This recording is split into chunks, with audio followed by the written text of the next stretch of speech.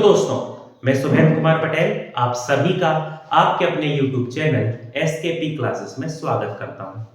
Acid base salt अम्ल क्षार लवण की श्रृंखला हम चालू कर चुके हैं। पिछली वीडियो में हम पढ़ रहे थे सॉल्ट लवण, उसके बारे में हमने देखा सामान्य परिचय। उसी सॉल्ट या लवण की श्रृंखला को आगे बढ़ाते हैं। तो आज अपन देखते हैं properties of salt. Properties of salt बोले तो लवण के गुण। ठीक कि कौन कौन से, जैसे एसिड और बेस में पढ़ाते थे ना प्रॉपर्टी, वैसे इसमें देखते हैं। सबसे पहली प्रॉपर्टी तो याद रखना, सॉल्ट जो है वो न्यूट्रल होता है। न्यूट्रल या कैसा होता है? उदासीन।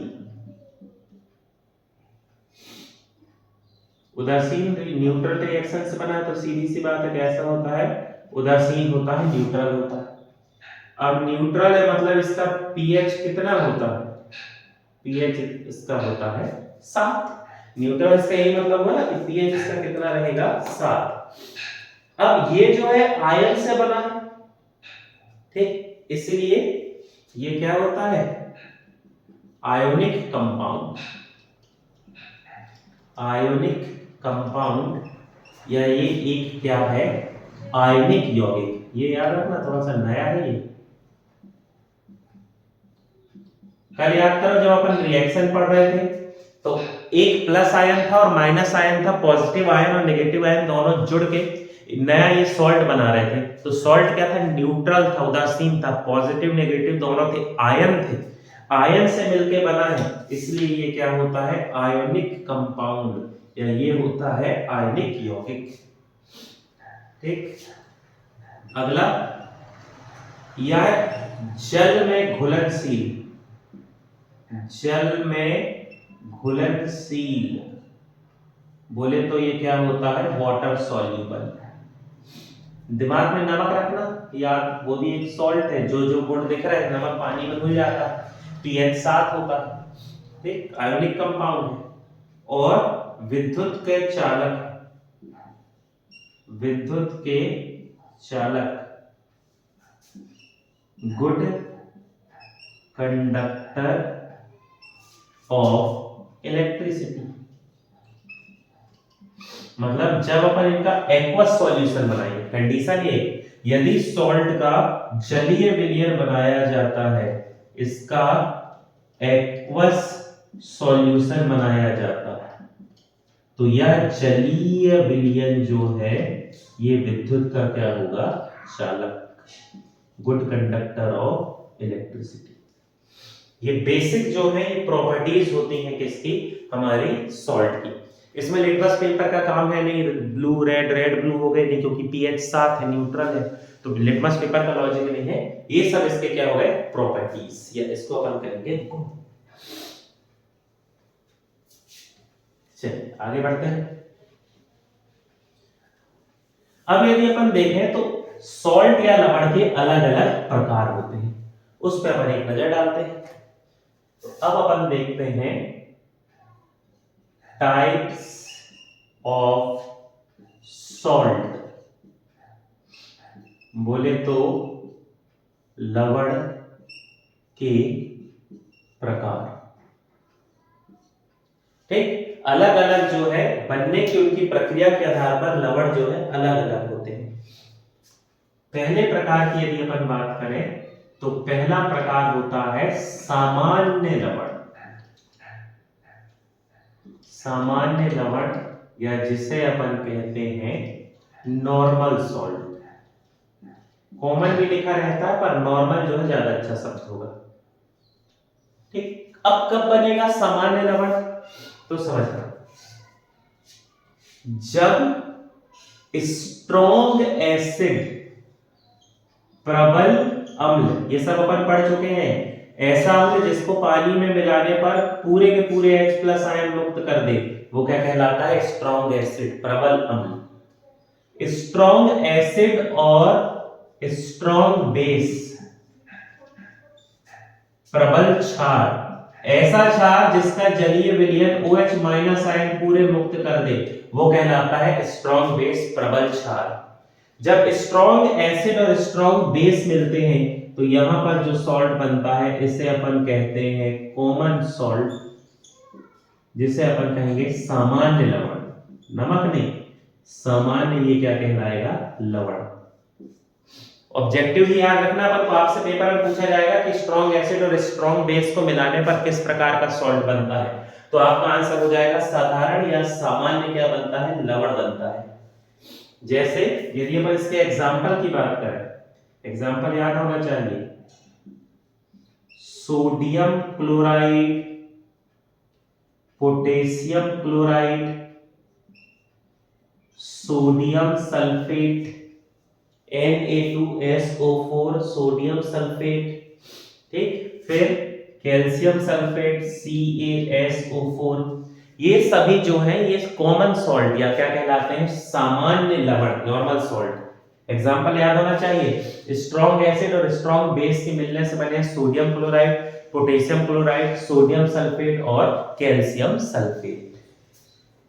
ये हो गया पहला प्रकार। अब आगे बढ़ते हैं दूसरा प्रकार। दूसरा जो प्रकार है ये होता है अम्लीय लवण।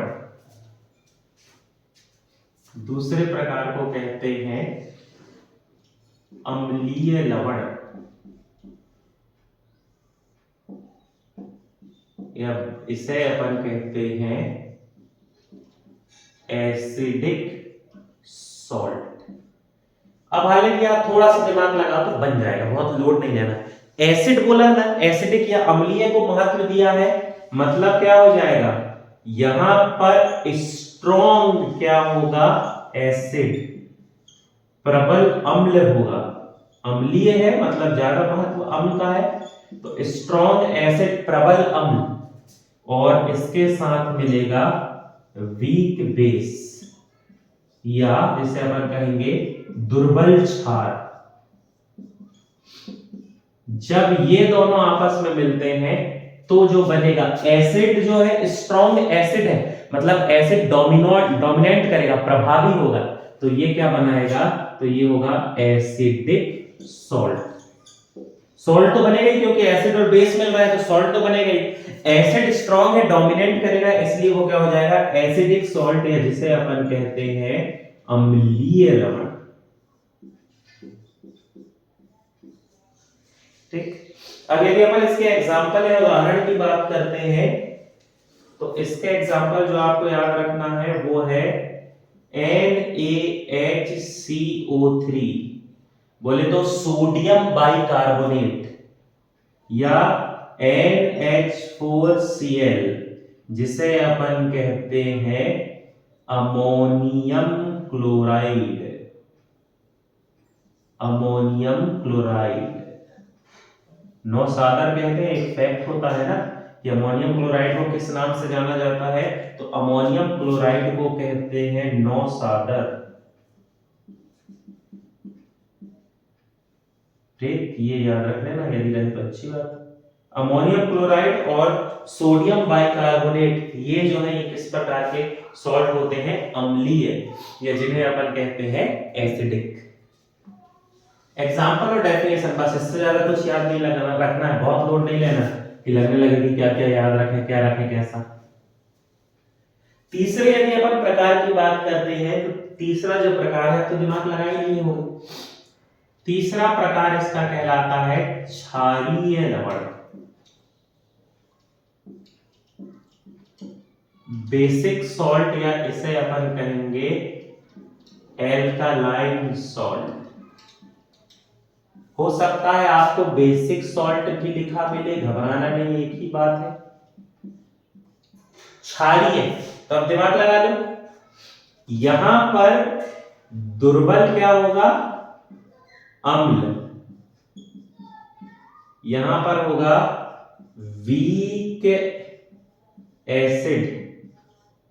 क्षारीय है मतलब क्षारीय डोमिनेट करेगा, तो यहां पर क्या रहेगा, प्रबल क्षार।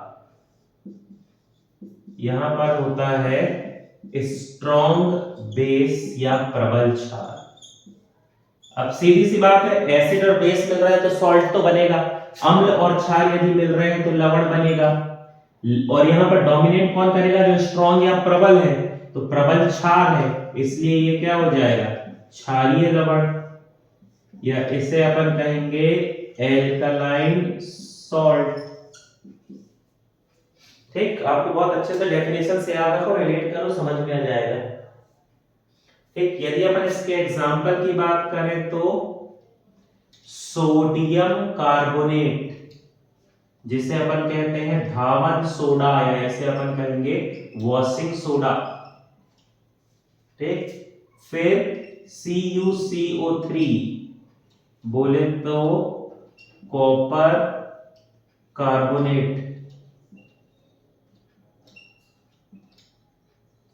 और CuOH होल ट्वाइस, जिसे अपन कहते हैं कॉपर हाइड्रोक्साइड, कॉपर हाइड्रोक्साइड। ये सभी जो है ये क्या कहलाते हैं, क्षारीय लवण या बेसिक सॉल्ट, क्योंकि इसमें स्ट्रॉन्ग जो है वो बेस है और जो एसिड है वो क्या रहेगा, वीक या दुर्बल। तो इस प्रकार ये जो है ये होते हैं टाइप ऑफ सॉल्ट, या जिसे अपन कहेंगे लवण के प्रकार। एक और प्रकार होता है जिसे कहते हैं डबल सॉल्ट या द्विक लवण, तो खैर उतना इंपॉर्टेंट होता नहीं है, उससे ज्यादा कहानी रहती नहीं है, तो अपन उसको छोड़ देंगे। ठीक, चल, कल अपन सॉल्ट के उपयोग पढ़ना चालू करे थे, उसमें अपन ने कल सबसे पहले पढ़ा था कौन सा सॉल्ट, सोडियम क्लोराइड NaCl। उसी श्रृंखला को आगे बढ़ाते हैं, अब अपन पढ़ेंगे बेस एंड देयर यूजेस, क्षार और उनके उपयोग। कल सोडियम क्लोराइड पढ़े थे, उसी में आज अगला पढ़ेंगे क्षार और उनके उपयोग। तो अगला जो अपन सॉल्ट अब पढ़ने जा रहे हैं, सॉल्ट 2, कल सोडियम क्लोराइड पढ़ चुके हैं प्रीवियस वीडियो में, तो एक वो है। अगला है NaHCO3, जिसे अपन कहते हैं सोडियम बाई कार्बोनेट, या इसी का नाम लिखा रहता है सोडियम हाइड्रोजन कार्बोनेट, है ना, सोडियम हाइड्रोजन कार्बोनेट या सोडियम बाई कार्बोनेट, सभी ने सुना होगा। और इसे ही अपन बोलचाल में क्या कहते हैं, बेकिंग सोडा, या इसे अपन कहते हैं खाने का सोडा। ये भी सुना होगा, सोडा जो है मिला के काफी कुछ बनाया जाता है, तो सोडा भी आपने सुना ही होगा। ठीक, देखो मैं डालकर बहुत हल्का तो नहीं आ रहा है, नहीं चल जाएगा, कोई दिक्कत नहीं। खाने का सोडा, या जिसे अपन कहते हैं बेकिंग सोडा। तब धीरे धीरे एक एक करके अपन इसके स्टेप देखते हैं। सबसे पहले यदि अपन शुरुआत करें तो यहां पर अपन देखते हैं इसको बनाने की प्रक्रिया। ठीक, ये बनता कैसे, तो समझना। सोडियम क्लोराइड कल बनाए थे, सोडियम क्लोराइड, इसकी रिएक्शन कराएंगे NH3, बोले तो इसे अपन कहते हैं अमोनिया। इसकी और रिएक्शन कराएंगे कार्बन डाइऑक्साइड, और यहां पर अपन ऐड करेंगे पानी। किसके किसकी रिएक्शन करा रहे हैं अपन, सबसे पहले अपन ने लिया सोडियम क्लोराइड, इस सोडियम क्लोराइड को अपन ने मिलाया अमोनिया के साथ, साथ ही साथ कार्बन डाइऑक्साइड और पानी। जब इनको अपन ने मिलाया तो निर्माण हुआ NaHCO3, जिसे अपन कहेंगे सोडियम बाई कार्बोनेट। और इस सोडियम बाई कार्बोनेट के साथ साथ यहां पर निर्माण हुआ NH4Cl। NH4Cl अब भी नाम बताया था मैं, sodium chloride, sorry ammonium chloride. नौसाधक ये कहलाता है अमोनियम क्लोराइड।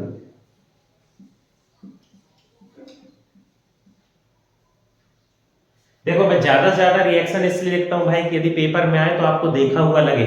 अब पेपर में कौन सी रिएक्शन आएगी ये तो मैं नहीं जानता, ना मैं कह सकता। तो एनसीईआरटी में जो रिएक्शन है या जो रिएक्शन ज्यादा इंपॉर्टेंट है, जो ज्यादा चर्चा का विषय है, आती रहती है, पुराने पेपर में देखा गया, तो उनको मैं टारगेट कर देता हूं, है ना। तो याद रखना कि सोडियम क्लोराइड को जब अमोनिया शब्द याद रखना, है ना। पानी और कार्बन डाइऑक्साइड नहीं पूछेगा पेपर में, ये पूछेगा कि किसकी रिएक्शन से बनता है। तो याद रखना सोडियम क्लोराइड और अमोनिया को मिलाकर सोडियम बाइकार्बोनेट और अमोनियम क्लोराइड का निर्माण होता है, जिसमें अपन सोडियम बाइकार्बोनेट का उपयोग कर लेते हैं। ठीक, ये हो गई इसके बनाने की प्रक्रिया। अब यदि अपन इसके गुण देखते हैं, किसके, properties of baking soda. Baking soda के गुण देखते हैं खाने के सोडे के। ठीक, तो पहला, ये सफेद रंग का क्रिस्टल, व्हाइट क्रिस्टल। ठीक, ये जो है ये पाउडर फॉर्म में होता है,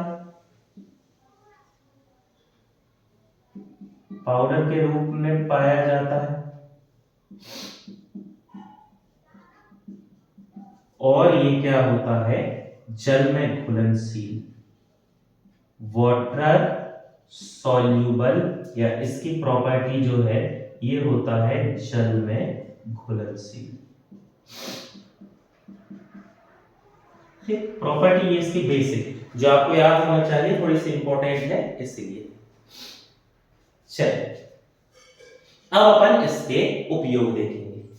बेकिंग सोडा, खाने का सोडा, इसके अपन देखते हैं उपयोग। तो सबसे पहले तो खाने का सोडा नाम है, तो वहीं से अपन स्टार्ट करते हैं, खाने से संबंधित।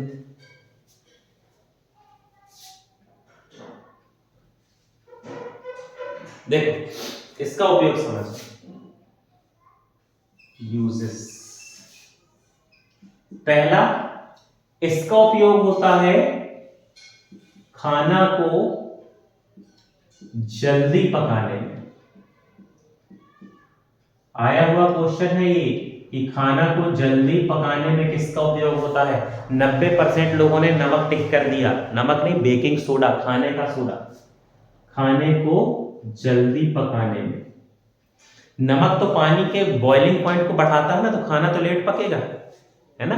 मतलब खाना लेट पड़ेगा, लॉजिक वाला लेट, है ना। वो उसके में क्या होता है कि जहां पर पानी का बॉइलिंग पॉइंट कम हो, जैसे पहाड़ों पे जब जाते हैं तो खाना जल्दी पक जाए करके उसमें नमक डाल देते हैं, है ना। अपन घर में आलू उबालते हैं तो अपन भी नमक डाल देते हैं कि अपन, लेकिन इसलिए डालते हैं कुकर में नमक कि जैसे ही उसका बॉइलिंग पॉइंट बढ़ेगा, भाप बनेगी ना, भाप की लेटेंट हीट, गुप्त ऊष्मा अधिक होती है, और भाप की गुप्त ऊष्मा अधिक होने के कारण उसकी पेनिट्रेट करने की क्षमता, भेदन क्षमता अधिक होती है। आप देखना, यदि आपको हाथ में गर्म पानी गिर जाए तो जलन तो होगी, लेकिन उससे ज्यादा यदि आपके हाथ में गर्म भाप लग जाए तो उससे ज्यादा जलन होती है, क्योंकि गर्म भाप जो होती है उसकी लेटेंट हीट, गुप्त ऊष्मा अधिक होती है, तो वो अपने अंदर हीट को एब्जॉर्ब करके रख लेती है, तो वो हीट जो है अपने टिश्यू को ज्यादा पेनिट्रेट करती है, इसलिए दर्द होता है। तो अपन क्वथनांक बढ़ाने के लिए नमक डालते हैं ताकि क्वथनांक बढ़ जाए, पानी उबले और भाप आलू को जल्दी उबाल दे। वो अलग है, खाना जल्दी पकना, उसका लॉजिक अलग है। लेकिन सामान्य खाना बना रहे हैं और ऊपर से डालना और जल्दी पकाना है, तो उसके लिए खाना को जल्दी पकाने में किसका उपयोग किया जाएगा, बेकिंग सोडा, NaHCO3। अब होता क्या है, ये जो बेकिंग सोडा है इसका उपयोग ब्रेड बनाने में, केक बनाने में, बियर बनाने में किया जाता है। अभी मैं सब समझा रहा हूं, 1 मिनट में लिख दूं। ईस्ट फंगस होता है एक, ईस्ट या हिंदी में जैसे अपन कहते हैं खमीर, खमीर के साथ रिएक्शन या अभिक्रिया करने के लिए बेकिंग सोडा का उपयोग होता है।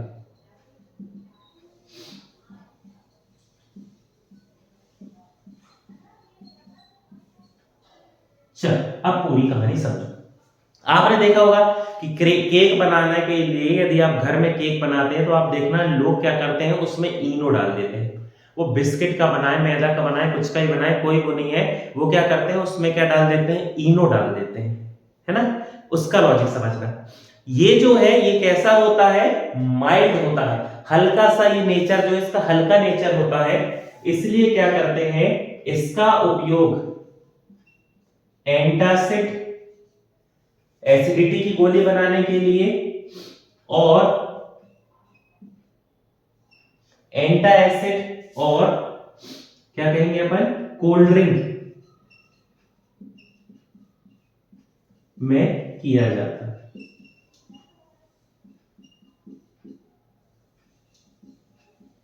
अब समझो होगा क्या।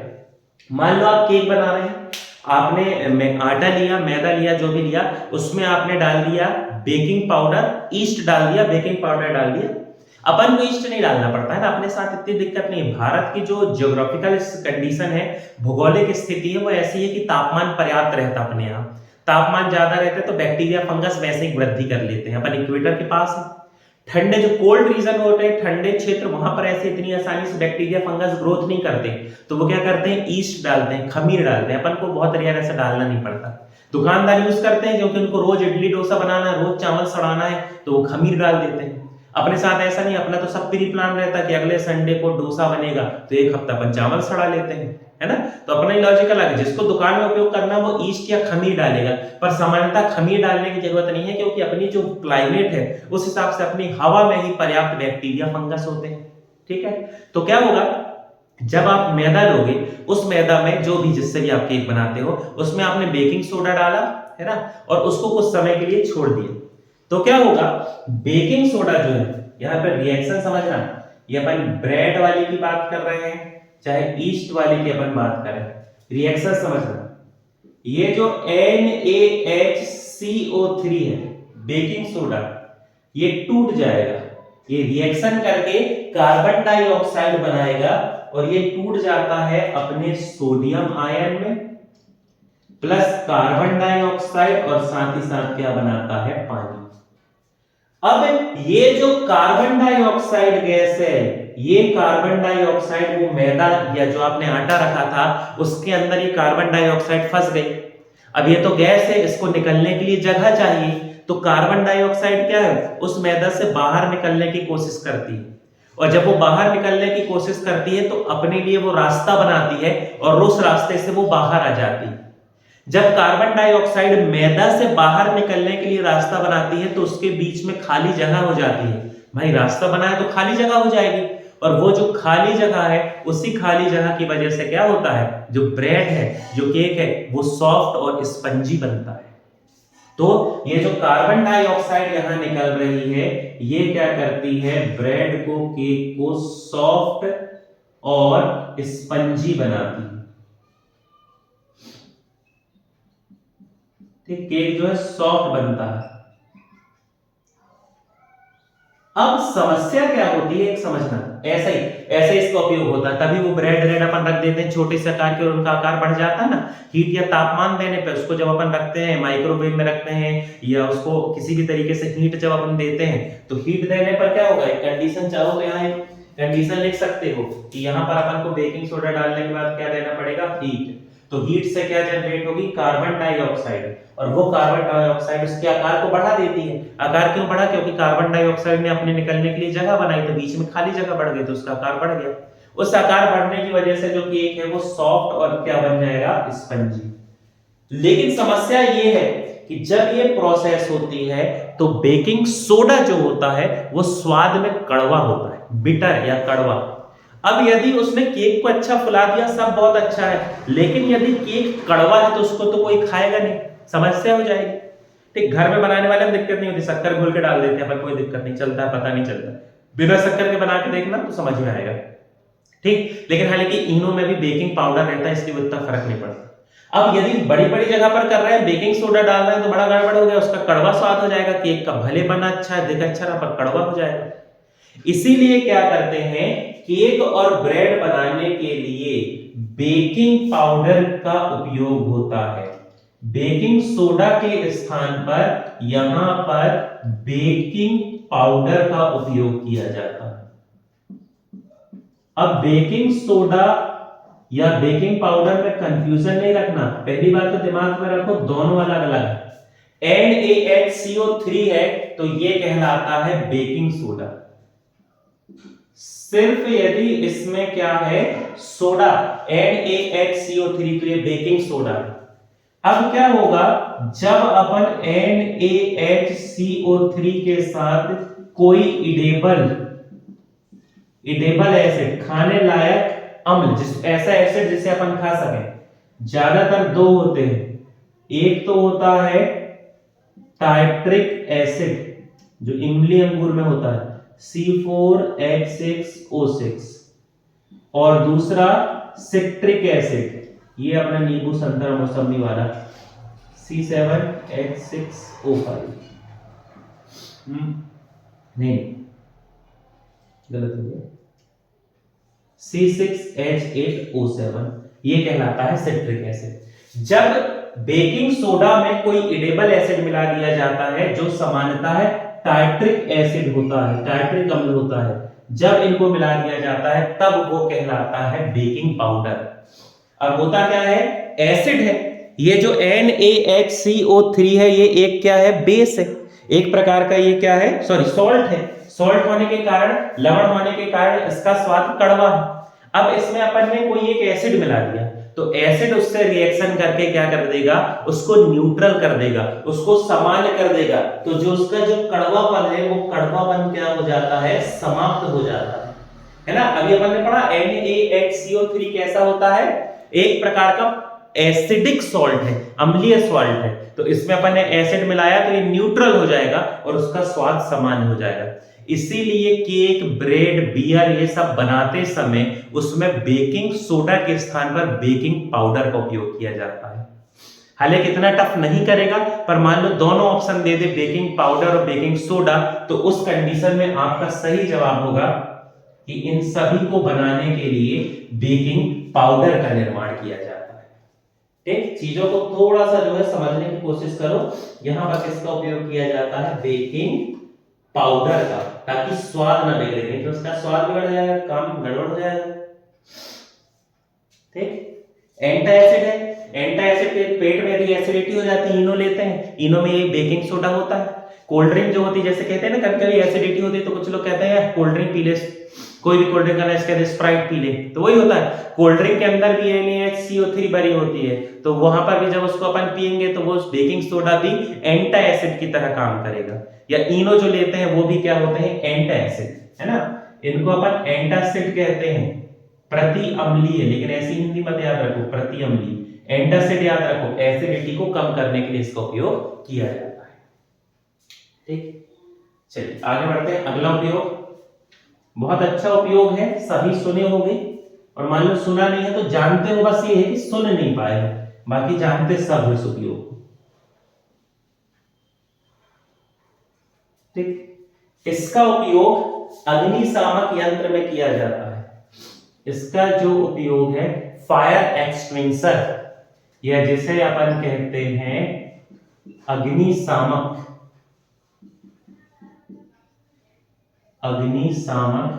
यंत्र में किया जाता है,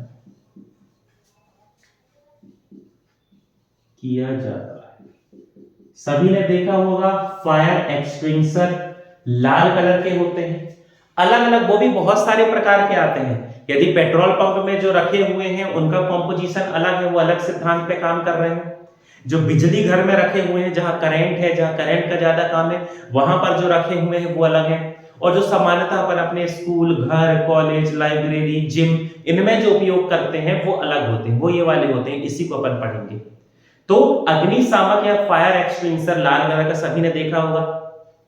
अब आप देखना क्या होता है, उसका ट्यूटोरियल चलता है, उसको नोटिस कराया जाता है, ध्यान दिया जाता है कि भैया कैसे इसका उपयोग करें। तो आपने देखा होगा उपयोग करते समय एक शर्त होती है कि ऐसे नोजल को खींचना है, और नोजल को खींचने के कुछ समय बाद फिर वो उसको सामने को सटक ले जाके और सेंटर में मारना है जहां पर को आग बुझाना है। ठीक, पहले नोक को अपन ने ऐसे खींचा और उसके बाद प्रेस करे पीछे से, और जहां आग बुझाना वहां लेके गए और फिर प्रेस कर दिए। तो ऐसे काम करता है फायर एक्सटिंग्विशर। अब समझना होता क्या है।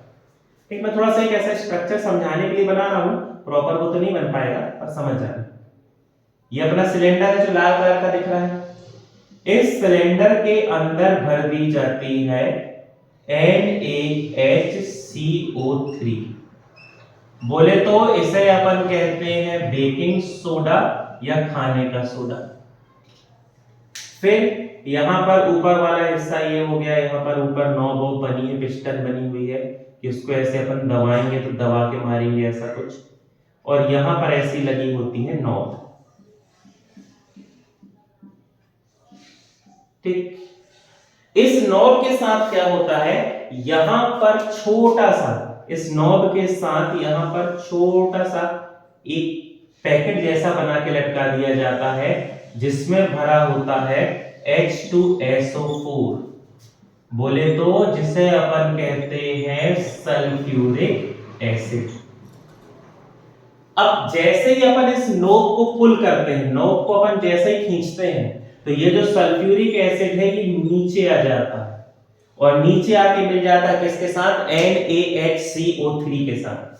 समझना, NaHCO3 नीचे था, इसके साथ आके रिएक्शन करा H2SO4। जैसे ही इसने यहां पर रिएक्शन करे तो निर्माण हुआ Na2SO4, जिसे अपन कहते हैं सोडियम सल्फेट। साथ ही साथ कुछ मात्रा में यहां पर निर्माण हुआ पानी, और बहुत बड़ी लार्ज क्वांटिटी या बहुत बड़ी मात्रा में यहां पर उत्पन्न हुई कार्बन डाइऑक्साइड। और जैसे ये कार्बन डाइऑक्साइड उत्पन्न हुई तो यहां पर जो पाइप रहता है उस पाइप से इस कार्बन डाइऑक्साइड को बाहर निकाल दिया जाता है और आग बुझ जाती है। ठीक समझे, नोब को जैसे खींचे, ये जो सल्फ्यूरिक एसिड ये नीचे आ गया, सल्फ्यूरिक एसिड और बेकिंग सोडा के बीच में रिएक्शन हुई, तो रिएक्शन होने से सोडियम सल्फेट बना, कोई काम करने कोई दिक्कत नहीं। कुछ मात्रा में पानी बना, उतना काम नहीं आएगा वहां पर। ठीक है, पानी जो है कार्बन डाइऑक्साइड के साथ मिलकर निकला, झाग जैसा निकलता है ना, फॉर्म जैसा निकलता है, तो वो कार्बन डाइऑक्साइड गैस होती है। कार्बन डाइऑक्साइड गैस जो है ऑक्सीजन से भारी होती है। अपन जानते हैं कि ऑक्सीजन जलने में मदद करती फ्लेमेबल गैस है, तो ऑक्सीजन के कारण आग लग जाती है। अब कार्बन डाइऑक्साइड ऑक्सीजन से भारी है, तो जैसे ही कार्बन डाइऑक्साइड जाती है तो वो जहां पर आग लगी है उसके चारों ओर ऐसे एक सील्ड जैसी बना लेती है, कोटिंग जैसी बना लेती है। तो उस कोटिंग की वजह से क्या होता है, कार्बन डाइऑक्साइड जो है उसने कोटिंग बना लिया, तो आग का ऑक्सीजन के साथ संपर्क टूट गया, और जैसे ही उस आग का ऑक्सीजन के साथ संपर्क टूटता है, वो आग जो है कुछ देर जल के, जब जितनी जो ऑक्सीजन बची थी उतनी जल के, और वो आग क्या होती है, बुझ जाती है। कार्बन डाइऑक्साइड कवर जैसा बना लेता है और आग को बुझा देता है। तो इस प्रकार फायर एक्सटिंग्विशर या अग्निशामक यंत्र में बेकिंग सोडा का उपयोग किया जाता है, और साथ ही साथ यहां पर उपयोग किया जाता है सल्फ्यूरिक एसिड को, जिसे अपन कहेंगे H2SO4, जिससे निर्माण हो जाता है कार्बन डाइऑक्साइड का, जिससे अपन आग बुझा देते हैं। ठीक, यहां तक समझ गए। ठीक, ऐसा लग नहीं रहा मेरे को इसमें आपको बहुत ज्यादा कोई दिक्कत जाना चाहिए, सिंपल है, डेली लाइफ में देखते ही हो, बस उसका मैकेनिज्म थोड़ा सा समझ गए आज। ठीक, चलिए अगला यूज देखते हैं।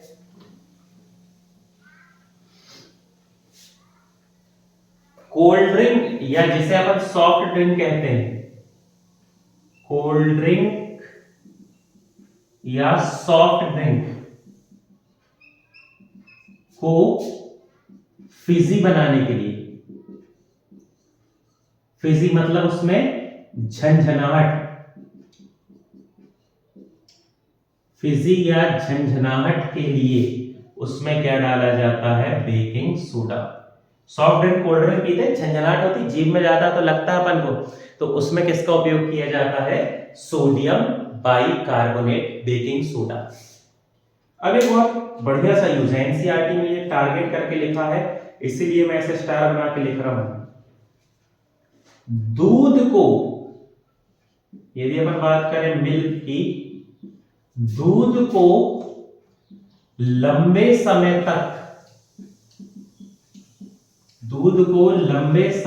तक संरक्षित रखने के लिए, संरक्षित बोले तो प्रिजर्व संरक्षित रखने के लिए उसमें बेकिंग सोडा मिलाया जाता है, उसमें बेकिंग सोडा मिलाया जाता है। अब उसकी जरूरत नहीं भैया, फ्रिज में रख देते हैं दूध, या दूध को अपन उबाल देते हैं, उसका बैक्टीरिया वैसे ही मर जाता है। लेकिन क्या होता है अपन जानते हैं, यदि अपन दूध की बात करते हैं तो ये जो मिल्क है इसमें होता है लैक्टिक एसिड। दूध में पाया जाने वाला अम्ल होता है C3H6O3, जिसे अपन कहते हैं लैक्टिक एसिड। और लैक्टिक एसिड होता है उसमें जो इस सॉल्ट बेकिंग सोडा, जिसे अपन कहेंगे NaHCO3, इसके साथ रिएक्शन करके न्यूट्रल या उदासीन हो जाता है, जिससे बैक्टीरिया फंगस जो है बैक्टीरिया ग्रोथ नहीं कर पाते और दूध जो है वो क्या रहता है, प्रिजर्व या संरक्षित रहता है। ऐसी कहानी है इसकी। इसलिए दूध को लंबे समय तक प्रिजर्व रखने के लिए बेकिंग सोडा का उपयोग किया जाता है। ठीक, तो यहां पर आप देख सकते हैं बेकिंग सोडा के कितने सारे उपयोग हैं। हर उपयोग आपके, चाहे आप दैनिक जीवन की डेली लाइफ की बात करें या एग्जाम के पॉइंट ऑफ व्यू से देखें, दोनों जगह आप देखें बहुत जरूरी है। तो जितने इसके पॉसिबल यूजेस थे अलग अलग बुक में जो आए हुए हैं एनसीईआरटी में, रेफरेंस बुक में, उतने यूजेस मैंने आपको अलग अलग तरीके से समझा दिए। और भी ऐसे धीरे धीरे हम और बेस जो हैं और जो सॉल्ट है इनको पढ़ते जाएंगे, उनके उपयोग बनाने की विधि। आज की वीडियो में इतना ही। मॉक टेस्ट लगाते रहे, प्रैक्टिस सेट लगाते रहे। पेपर को लगाने पर यदि आपको कहीं भी समस्या आती है, bio, physics, chemistry, environment, computer, कहीं पर भी दिक्कत आती है तो आप कमेंट सेक्शन में पूछ सकते हैं।